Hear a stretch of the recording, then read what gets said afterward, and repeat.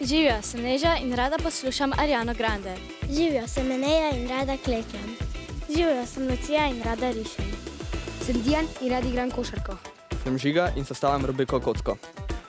Sem Luka in navijam za Barcelona. Na mesta, 3, 4, zdaj!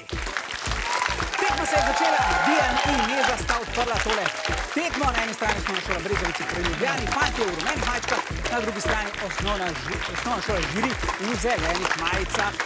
Dekleta so že predala, pa tudi fantje niso daleč. Tole pa je zanimiv derbi, ja.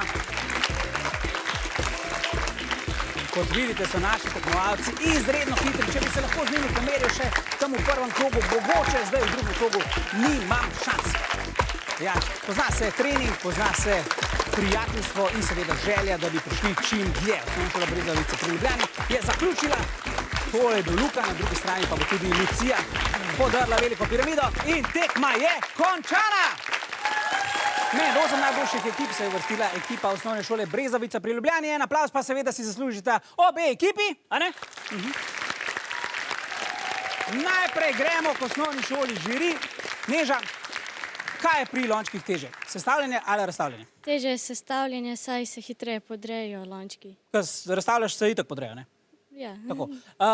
Ste se kaj spoprijateljili, a ste bile že prej prijateljice med temi treningi? Ne, zdaj smo se sprijateljili. In se imate fajn? Ja. Odlično. Še en velik aplavz za osnovno šolo Žiri.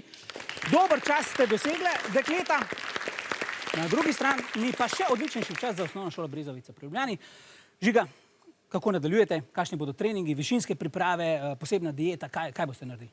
Trenirali bomo normalno skupaj, okoli 2 uri na teden, pa kakor vsak bo sam doma še. Kakor sam. Koliko pa to pomeni vsak sam? Jaz približno 1 uro na teden. Ostale dva? 3 ure. 3 urce? 15 minut. Dobro. V redu, bodite pridni še naprej in želim vam vso srečo v naslednjem krogu. Ja, lončkarji so letos res dobro pripravljeni.